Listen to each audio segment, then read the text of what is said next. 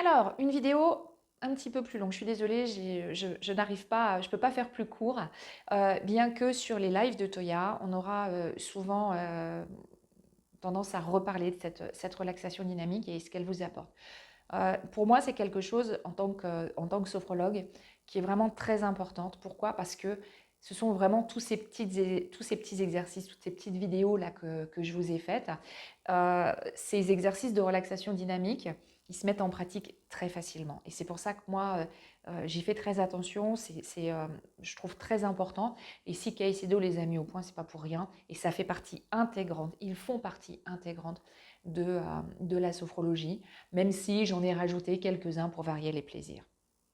Alors, notre relaxation dynamique, qu'est-ce que c'est?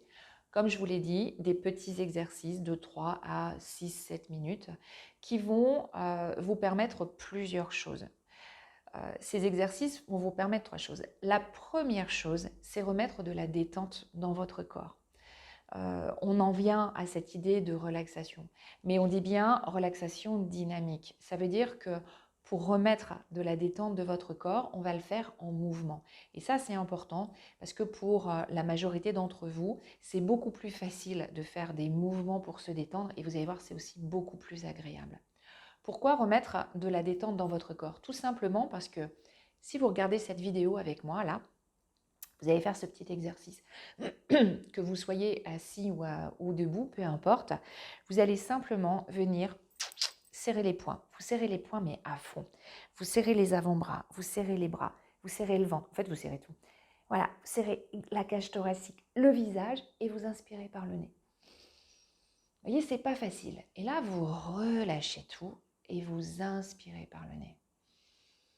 Ok, vous voyez la différence? Bien évidemment, quand vous êtes complètement tendu, quand vous êtes parfois stressé, eh bien vous ne pouvez pas respirer convenablement, vous ne pouvez pas vous sentir bien et cette action d'être complètement tendu comme ça, elle va augmenter en fait toutes les sensations physiologiques que vous pouvez ressentir qui sont liées au stress et souvent c'est comme ça que vous allez augmenter le stress.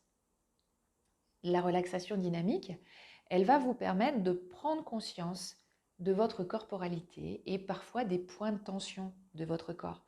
Si on prend un exercice comme le pompage des épaules, parfois, qu'est-ce qu'on va voir? On a des gens qui sont comme ça, vous savez, ça joue les Playmobil ou les bonhommes Lego, là. Ils n'ont pas de cou. Toute la journée, ils sont comme ça, voilà. Et ils s'en rendent même pas compte. Donc, le fait de faire le pompage, qu'est-ce que ça va faire? Ça va vous obliger à venir descendre vos épaules et à ressentir. C'est ça qui est intéressant.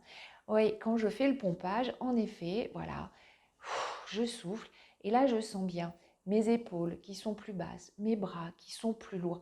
Et je peux prendre conscience de comment je suis quand je suis tendue, comment je suis quand je suis détendue. Et parce que j'ai conscience de ma version 1 et version 2, je peux à ce moment-là me dire, quand je suis pas bien, ah, mais putain, mais rien, baisse tes épaules, quoi. C'est quoi? Allez, lâche l'affaire.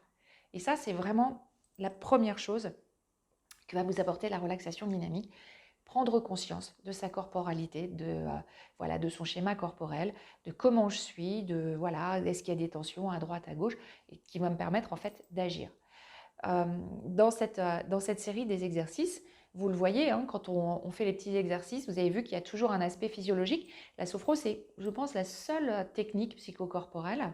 Et tous ces exercices de relaxation dynamique vont permettre de relâcher plus précisément au niveau de la mâchoire, au niveau des épaules, au niveau du bras, au niveau du ventre, au niveau du bassin, au niveau des jambes, parfois tout le corps. Et c'est ça qui est vraiment intéressant. Donc vraiment, premier avantage, pouvoir vous faire prendre conscience dans votre corporalité des points de tension et de votre capacité à agir dessus.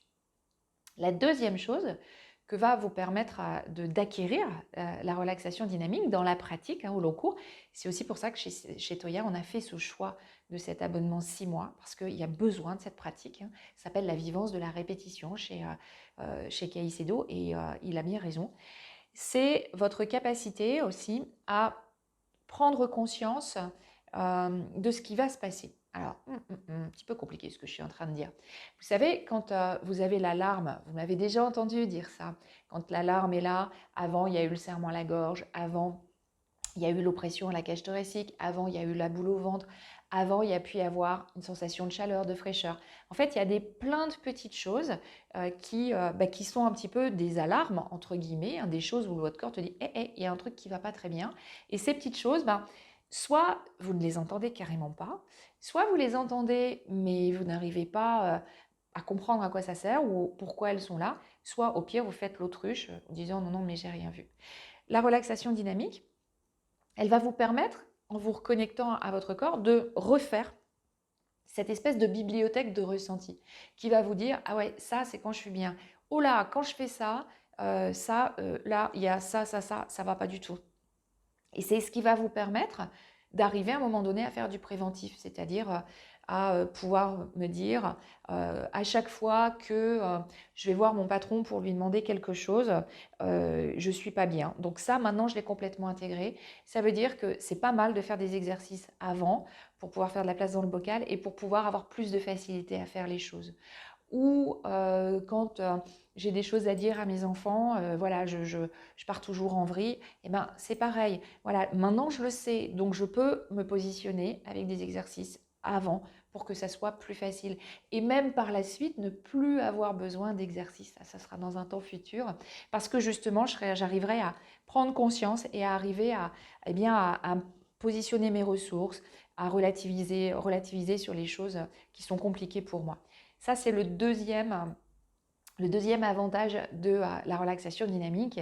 Et le troisième, eh bien, c'est celui qui va vous permettre aussi de dégager l'émotion par le souffle, puisque vous voyez que bien souvent, dans nos exercices, il y a toujours j'inspire, je bloque, je vais faire l'action, par exemple les éventails, ou par exemple le pompage des épaules, et je souffle. Alors, moi, j'aime bien utiliser ce souffle. Ce souffle, il est simple, hein. C'est le souffle que vous retrouvez quand vous allez chez l'ostéopathe, quand vous allez chez le kiné, où on va vous dire, allez, tiens, tu bloques, vas-y, tu pousses un peu dans ce sens-là et tu souffles. Pourquoi tu souffles? Parce que vous vous détendez en vous soufflant. Mais on peut aussi garder le côté imaginaire et se dire que quand je souffle, eh bien, je dégage ce qui ne va pas. Je dégage mes tensions. Ça peut être des tensions physiques, ça peut être des tensions émotionnelles, ça peut être des tensions intellectuelles, peu importe. Vous voyez ça comme vous avez envie de le voir et de façon beaucoup plus terre à terre. Eh bien, quand je fais mon pompage des épaules et que je souffle, voilà, c'est dégager ce qui m'a gêné. Je me suis fâchée avec quelqu'un, j'ai une forme de colère. Eh bien, je vais dégager cette colère pour à un moment donné se dire mais attends, ça va, c'est pas si compliqué que ça. Donc la relaxation dynamique, ces trois acquis qu'elle va vous apporter, ce côté où je reprends conscience de mon schéma corporel et de la détente que je peux installer dans mon corps, la prévention, sentir les choses arriver en amont, et puis aussi pouvoir vider, pouvoir dégager les choses. En sophro, en fait, on a trois grands outils, hein.